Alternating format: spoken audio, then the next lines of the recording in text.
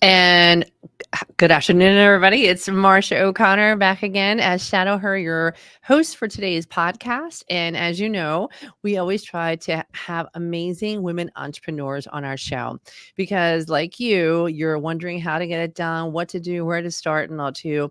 And today's is a very special guest, not just because she's amazing, but she's actually alum from Shadow Her, our very first cohort.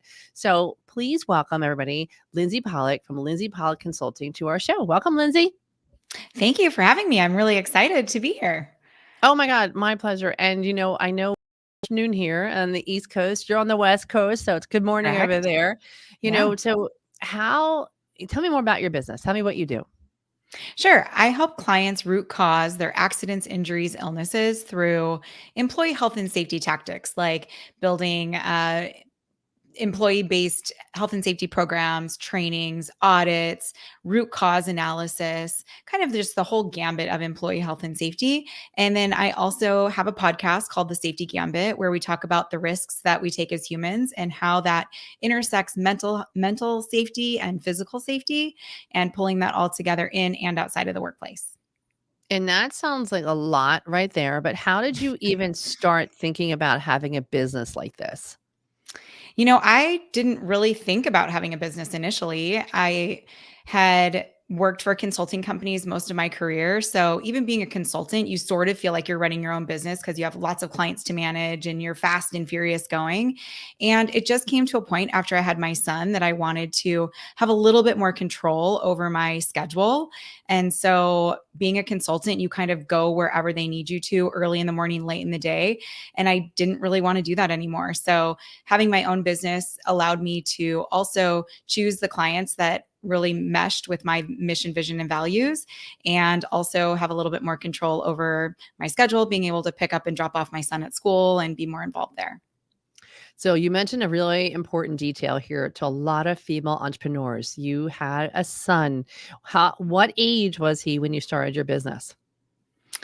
Well, I've been in business about 6.5 years and he's 12. So probably just going into like first grade kindergarten. I started thinking about it right when I put him in school. I think I was the only mom standing in the yard that was a full-time working mom. And there were so many others that would just stand around and chat and spend longer. I'm like, I gotta go. I gotta go to LA or whatever it might be. So it really was then I started to think, how can I structure my day differently? And what does that look like? It's so interesting. I started my business when my son was 6 as well. And you get to that point of, you know what, I want to make sure that I'm around for them and, for breakfast and lunch and dinner and Right. just be that mom because you sit back like, we didn't have the wealthy spouses to be able to stay at home. And I wouldn't want that anyway. But Same. when you started and it was 6 years old and you're getting it moving, what was the challenging factors of that first year? Because it's a lot harder than people think. Oh, 100%.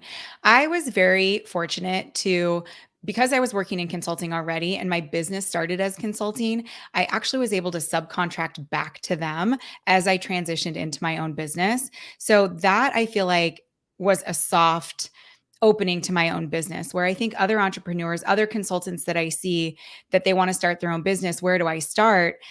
It is really hard to get clients when you're starting completely fresh. So really using your network that you already have and me coming out of a consulting company that I was already ingrained in a project that it was sort of like, well, I want to keep working on this project. You want me to keep working on this project. Let's just transition from full-time to subcontractor. And so that really allowed me to kind of figure it out as I was going with a little bit of a like a safety net. And then if you could look back now and say that very first year, one thing you would have changed, what would that have been? That's a great question. I think I would have probably pulled in a few more knowledgeable people in the tax world. And I did have an account helping me, but I was on Excel and I actually still use the Excel that I started my business with. I don't use a payroll service. I do that all myself. So although I'm still not doing it now, so I don't know that I would have done it then, but really just making sure I probably had a mentor on board that could walk me through those critical things, especially taxes. I think when I was Yeah. going through some of these questions, taxes was the thing that really stuck out to me is that's really challenging if you're doing it on your own and you haven't done it before.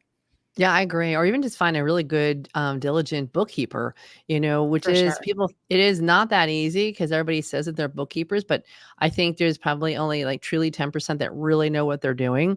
And I Mhm. was too very fortunate to find somebody who started her own business and an ex CPA from Ernst and Young. And we're still friends to this day. And I still use her, even though I have a finance team. But it's always good to have that. Absolutely. Yeah. To Mhm. get moving. So tell me now, because it's been 6 years later. You've been through Shadow Her. Let's go into Shadow Her real quickly because how did you Yeah. hear about us? I literally just saw an ad on LinkedIn and I thought, I need a mentor. I want to take my business to the next level and I want a female mentor. That was really important to me, somebody that had been there, done that. And I didn't know, it was literally like just fishing. And I just applied and here I am.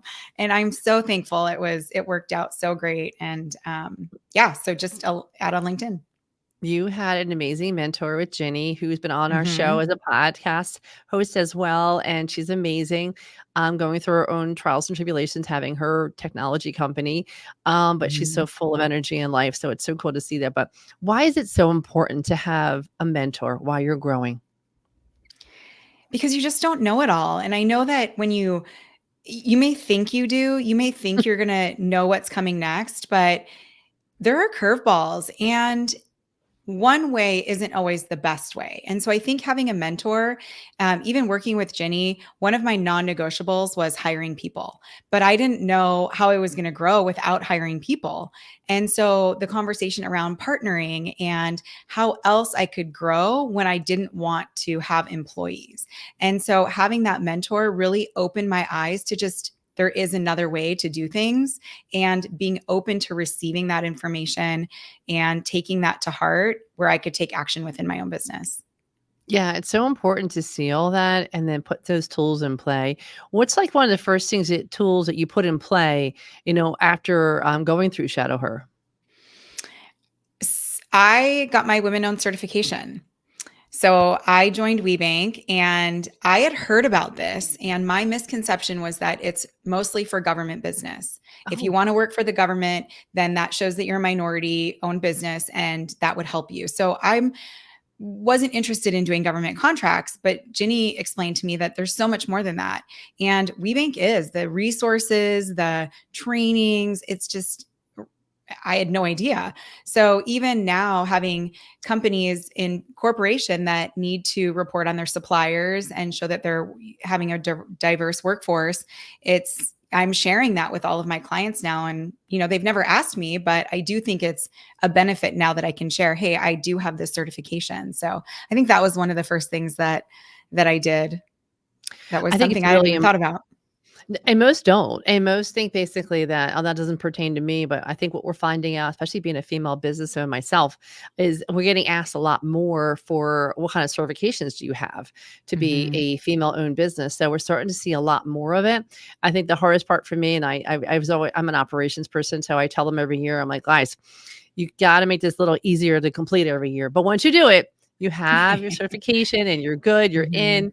They can't take that away from you. It's just you have to renew it every year. So it's always a Mhm. little painful. But I do believe it's becoming more and more popular out there. So it's definitely worth it. And that's for anybody out there. So ladies, listen up for women entrepreneur enterprise and all too. You go through it. And the smaller you are, the better, because the bigger you become, you have to provide a lot more paperwork and Mhm. details. So just get it over with. And it's definitely WBENC. Um, to get that movement. So now you're on the West Coast and all too, but Mhm. your clients are all over the place. How do you get clients now? All of my clients come through referrals. And Mm. I'm, again, super fortunate to have been in the consulting world beforehand and worked with so many hundreds of different companies and different clients. And as those clients move around to different companies, I'm still in their Rolodex, so to speak. And if they need something, they know to call on me. And I also try to keep in touch with all of them through LinkedIn and so really nourishing relationships. So I don't do business development, which is also something that Janie and I talked a lot about, and recognizing when there's slow times that that's what I should be doing. Even business developing with the contacts that I already have. So, Yeah, yeah, it's not so easy. referrals. You got to figure out Mhm. what you're good at versus what you're not good at. And whatever you're not good at, make sure that you try to outsource or talk to people about that because, Mhm. you got to focus on what you're really the best at. But yet, when you're starting, you literally wear many hats and you just have to make it all fit together, believe it or not. And we do, right? So, for sure, what's Absolutely. happening. What do you think in regards to like, so a lot of entrepreneurs listen to this show. A lot of them are obviously between 2 years and 10 years of business. What do you think if you look back now in the past 6 years, like the top three things that you said, I wish I would have done this? Mm, I wish I would have done this. I in this point in my journey, I honestly think that I've managed it pretty well. So I don't know if Mhm. that's a great answer, but because I think about growing my business and staying steady, and sometimes I think, oh, I should be further along than where I want to be, but it brings me back to my why. Is why am I in business for myself? And right now, it's so I have more time with my family.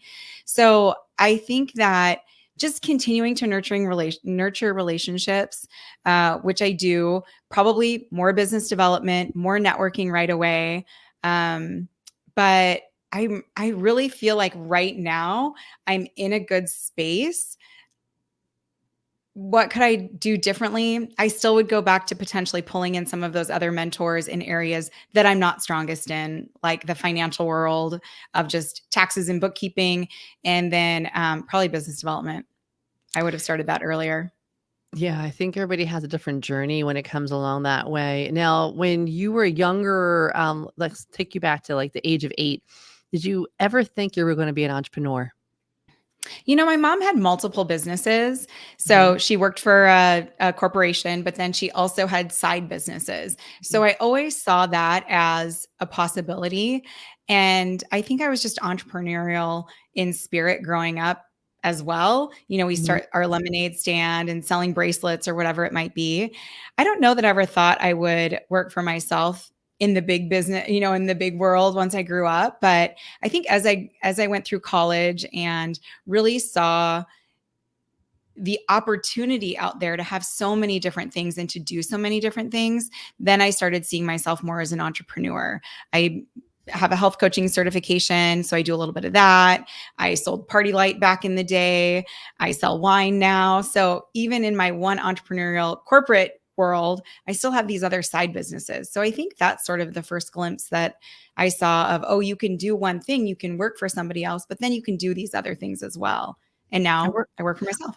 I think it's great because I think it's awesome. We're going to talk more about that, especially about the wine piece. You forgot to tell us that, but just very exciting. But we're going to take a quick break. Everybody, just stay tuned.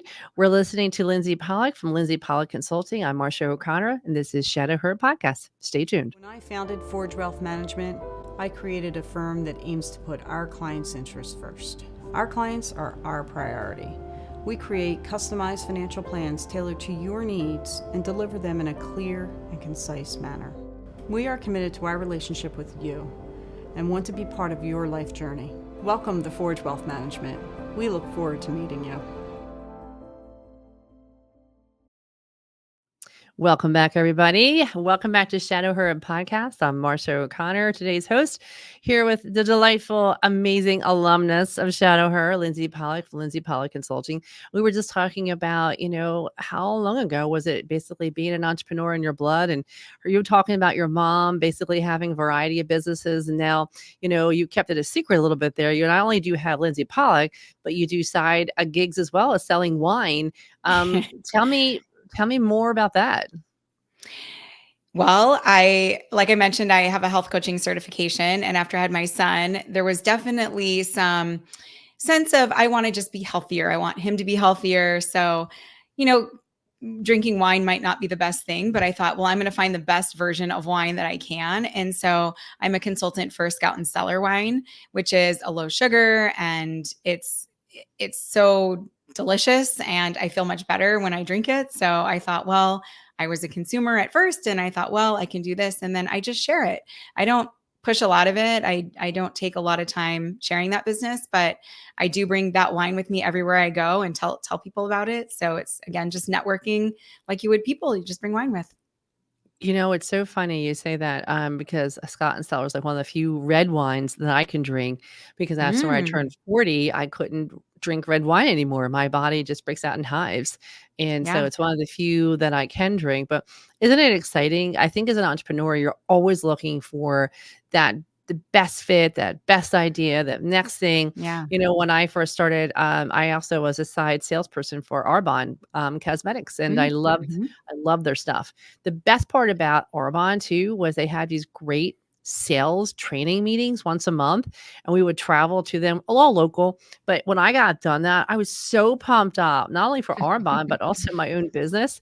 So it was like a Mm-hmm. free sales training class because when you are starting a business, it's very lonely and you just need those Yeah. people around you. Like, you can do this because I loved my family. I still do, but you definitely have people out there until you make it. I don't know they really believe in you on that. And so it was good to have this tribe around you to get it Mm-hmm. moving. So talk to me about 100%. so Lindsay Polic is really growing. It's moving. You're out there. Mental health is a huge deal. What are your Mm-hmm. top 3 areas of business that you see the greatest need?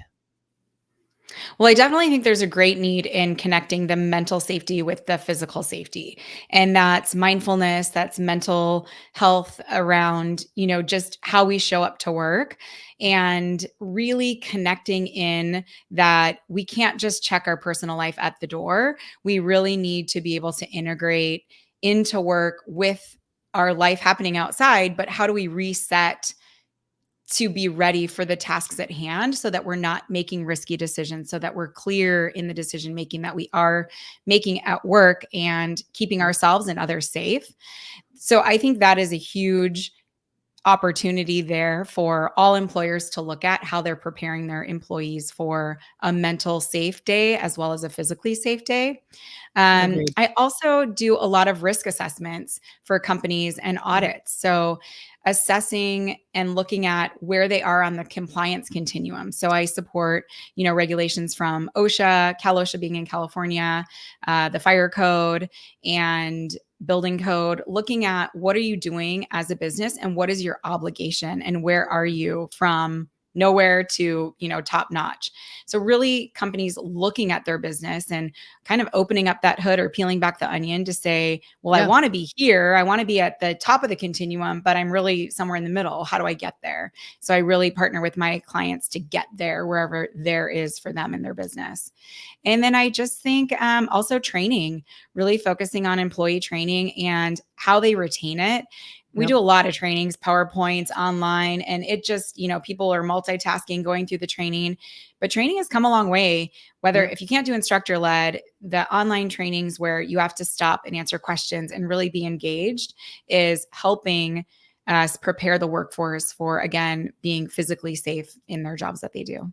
Yeah, it's crazy, don't you I think it's crazy. There's so much going on out there, but I do believe the more training around all that, the better because there is definitely a connection with all that. I listen to a futurist out there and I tell people all the time, the greatest fear that he has moving forward, like the year 2050, is truly isolation. Mm, And I think it's really interesting because that alone is like a mental health problem that we have now. And, mhm. and to see it getting bigger really scares you, as a society, actually. So I'm glad you're doing Mhm. what you're doing. How do people get a hold of you? Yeah, so I have a website, lindsaypolis.com, and all of my stuff is on there. You can email me or find me on LinkedIn. And I also have, like I mentioned, have a podcast. It's called The Safety Gambit, and that's on all platforms that you listen to your podcasts. And I have a way to reach out to me on that as well. So I'm also on Instagram, so you can track me there. There is a Safety Gambit Instagram profile. So you can follow some conversation there or just me on Instagram, Lindsay_Polis. Awesome. That is so easy. And by all means, make sure you guys sign up today for that. Some very great tips out there for her. Then also, I always love asking all my listeners, what are you reading right now? So this is a great question. I am reading Changes That Heal. I'm Ooh, actually preparing because I'm always on the journey of like personal development and professional development and how do I break through some of the roadblocks that I'm feeling in my business and in my personal life. And so one of my coaches had suggested the Townsend Leadership Program. And so I'm starting that in January. And one of the first books that they recommended was Changes That Heal. And it is eye-opening. And I would Really? recommend it for everyone. Yeah, by Henry Cloud. Why is it eye-opening? Because I think we look back on our mannerisms or how we treat people, or how I'm in this section about boundaries right now. And you might think you have boundaries, but then you look at how you might react to other people and you're thinking, oh, I'm impacting their boundaries by being, responding to them in a certain way. For example, my husband goes and plays volleyball on Thursdays and Saturdays. And sometimes I give him like this, oh, really? You're going again? But that's me encroaching on his boundary. Like, I want him to go play, but my reaction to him is coming from probably a past hurt or trauma from early in my childhood. And so this book really allows me, or is allowing me, to look back on, oh, here are some of the things that maybe I didn't quite learn well as a younger person. And now I'm seeing that reflected in my business and in my personal life. So what can I do next to sort of shift that energy, or shift that around to be able I to move love that. forward? Yeah. It's funny, you don't realize everybody does that every single day, especially with our spouses. We don't mean to do it, but you're probably right about that. I didn't hear about the word boundaries until about a year ago, when one of my employees had said that to me, and I was like, "What's a boundary?" And I Right. was like, "Ooh, that sounds good. I want one." And it was interesting because it was don't text after 5, and I just said, "Well, don't answer till after 8 in the morning," and but it was interesting because I'm like, if I don't text you, I don't remember, I will forget, and they'll be mad at me if I don't do that. And you can't sensitize it on texting either. So it was just interesting to hear how people are using the different words now regarding work, Sure. and what they want and what they're going to get out of it, which has really changed a lot since COVID, as we all know, right? Mhm. For Well, sure. yeah, and I think that you had mentioned it earlier as community, and how as we go on, we're getting further and further apart. And community is something that I've really focused on this year, because human connection, I mean, computer's great. You can see people, you can talk to people, but being in person, and especially being an entrepreneur, party of one, I work in my house, really trying to get out and involved and building that community. And also, that is a boundary too that you want to setting up goals and things that you want to do for your business. If you're not able to keep those promises to yourself, then you're basically breaking down your own boundary for setting up goals and things that you want to do. You're disappointing yourself. So you don't want to do that. No, I couldn't agree more with you, but I can tell you it is hard. But speaking of the tribe and all too, what kind of tribe are you hanging out with now in California? Like, who's your tribe? So I actually connect with a couple of the former people that I worked with in my consulting company. We try to get together every quarter just to, talk about what's going on personally and professionally. Mhm. I have a dear friend who I worked with, was one of my first managers. She also went out on her own, started her own business at the same time that I did. And it's really great to connect with her. How are things going in her business? What challenges is she facing?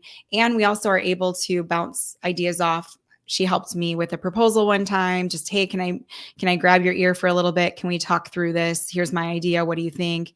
And also, just I stay connected with some of the Shadow Her people, and still connect with Ginny every now and again. So just really fostering the relationships that I've built over the last year, and staying connected, even if it is on I'm on the West Coast. Some of them are in the East Coast, but a phone conversation is so great, getting away from text a little bit and talking to somebody. So, Yeah, we try to do that. And then the idea behind Shadow Her is really create a humongous community with entrepreneurs, not only of the entrepreneurs, but also the resources.